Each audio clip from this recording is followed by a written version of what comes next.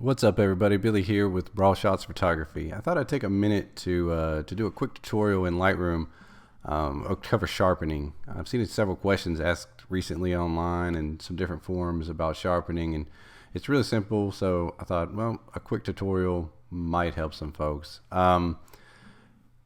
Anytime you shoot raw, your pictures come into Lightroom. They're usually flat, not a lot of contrast. That's just a typical raw file. This shot here is from a senior portrait shoot I did a few months ago, shot with the XT1.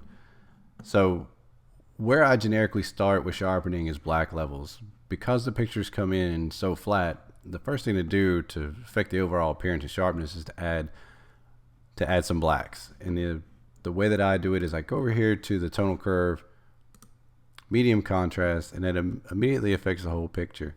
And by hitting the / key over the enter key, we can go back to before, and you can see that's a before and after.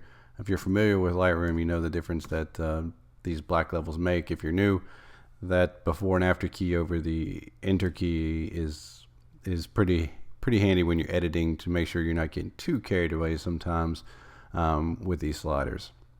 So we've added some medium contrast throughout. A lot of times I'll still add a little bit of black level and just kind of tighten things up even more. And from there I would continue to edit the picture. You can adjust your white balance. I'm not going to edit the whole photo, but from that point is typically where I would start editing my photo. We're going to say I'm finished. I have the photo where I want it. I'm going to come down here, and the last thing I always do is apply sharpening. So you have this selector tool. We're going to come right over here to the eye. Click on the eye or the area on the photo you want to make sure is sharp. We're going to grab this sharpening slider, and we're going to slide it over until we start to see the sharpening texture in this window right here from the area we selected. And you'll start to see what appears to be it's a texture that goes over the whole photo. Basically, as you sharpen, you're sharpening all of the pixels. We don't necessarily want to do that. So once we get it to where we have the texture, we're going to come down here to the masking slider. We're going to hold down on the Alt or Option key, depending on if you're Mac or PC. And we're going to slide this slider over, and we're going to push all that sharpening out to the edges. We don't want to sharpen the whole photo. We only want to sharpen the edges, because if we leave the sharpening covering the whole photo, it's basically going to leave that texture over the whole thing. And that's, can resemble grain and noise, things people don't really like. So we're going to push it all the way over to the edge there, and that is really all there is to sharpening a picture in Lightroom. Radius basically affects the size of that texture, and so I don't typically mess with them much. You can play with these sliders. Is the best part about Lightroom, is you can't really hurt your photos.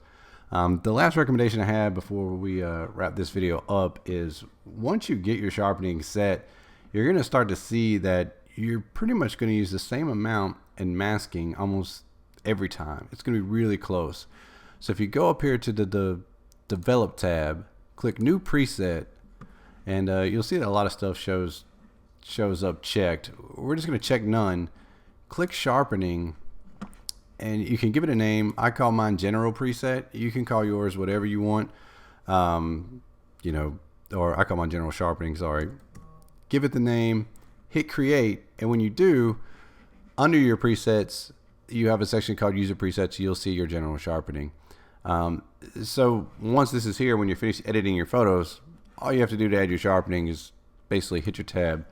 If you want to come over and make sure, you can always touch your masking key and make sure that everything's masked off the way that you want it. And like I said, typically it's going to be the sharpening levels pretty much stay the same. Sometimes if you're going between portraits and landscapes and things like that, you'll find some differences, but most of the time for people, it's relatively going to be the same.